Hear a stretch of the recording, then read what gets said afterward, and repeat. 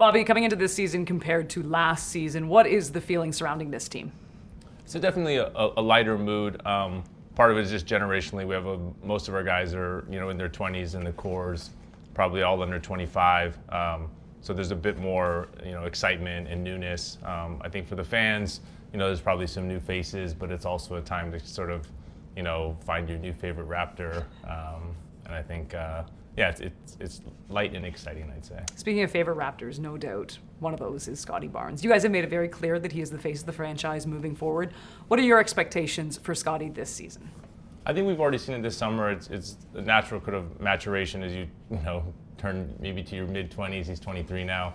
It's a seriousness. I think also we're cognizant that he is young and this is just his 4th year in the NBA. So a lot of the basketball responsibility falls on him, but we do as an organization try to support him off the court. There's veterans with Kelly and Jakob and Bruce Brown off the court that sort of can help him in the locker room. And then it's our job to sort of put the right sort of complementary basketball pieces around him. And so we think we're doing that, through the draft and in trades. Another guy you committed to was Emanuel Quickley. Going into this season and now being a little more familiar with the franchise and the people he's playing with, how do you expect his game to develop? I think he's much more comfortable. I think, getting traded mid-season, people saw it. He was coming from a bench role into a starting role, and he, definitely had some highlights and great stretches there. But to be able to settle in for an entire summer, get to know the guys, get to develop more of a relationship with Scotty and with Coach Darko, I think I just see him at much more ease. The contract situation's behind him. And so we're excited. I think he's really excited for the season. You, as an executive, got to experience that championship season. And now knowing how to build that championship team, and you look around you, I don't think any of us would expect a championship this season, but in terms of progress and where this team is going, how do you think that development is going? Yeah, so I think if you look at Quickley, RJ, Scotty, obviously Jakob's in that group and he sort of settles the starting unit. There's just opportunity for young players, and whether it's Grady or some of the players in this year's draft that we took, there's just opportunity for them to grow together. And I think that's sort of what we're looking for, is can they grow together as a unit and sort of figure out what pieces fit. And unfortunately not all of them will probably be around in 5 or 10 years or for the next championship team. But I think that growth together is probably most important to us. Another guy, Barrett, he has high expectations for himself this season, saying he wants to be an all-star. How do you see him growing this season?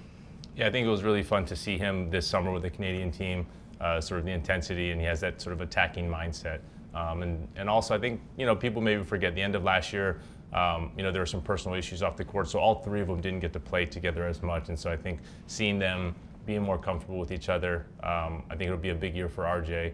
And we always want to preach team success. I know he was looking for that, but I think that will, the individual success follows from the team success. I think one of the best stories from last season was the development of Grady Dick. I mean, he started out, struggling, down to the 905, really worked on everything. I think just becoming that pro, that gap. And then we saw what he did at the end of the season. How big of a leap do you think he can now make? I think people will see his body's, he's wearing cutoff shirts now, and we joke with him. But going from 19 to 20 and now 20 to 21, I think there's, it's a pretty steep learning curve. And so for him, I think physically understanding the requirements of being an NBA player, professional player, 82 games, and then the game slowing down. I know everybody says it, but I think people saw it towards the end of the second half of last year, is the shooting, knowing where and when to find his spots, knowing when and where he'll receive the ball and shooting. And then also playing with Scotty, and Scotty can say, hey, Kay, I know this is where Grady likes to shoot it from, or this is sort of the curl action that he likes to play from. So it's natural. Development is not linear, so I think we'll see, similar fits and starts with Grady, but he's off to a really great start. He needs to have those cutoff shirts for TikTok. TikTok's a big priority. I think a lot of guys are TikTok priorities. I know. I'm so old.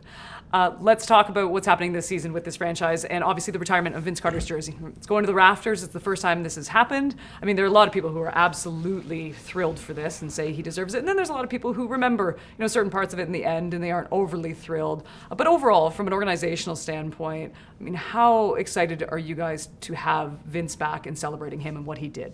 It's incredible. I went to the event at Dixon Park, and I think you could see him sort of overcome with the emotion, I think probably of thinking back to a younger version of himself in Toronto, and sort of, now coming back 20, 21 years later and sort of being in that same spot.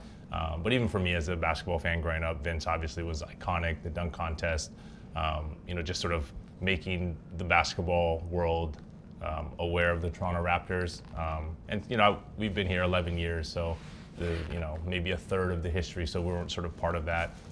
But just, sort of the cultural basketball significance of Vince is incredible, and so it'll be fun to go on that ride this year.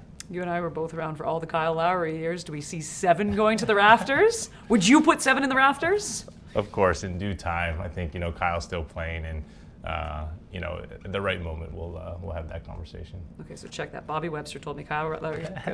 Bobby, thank you for the time and good luck this season. Awesome. Awesome. Thanks, Kate.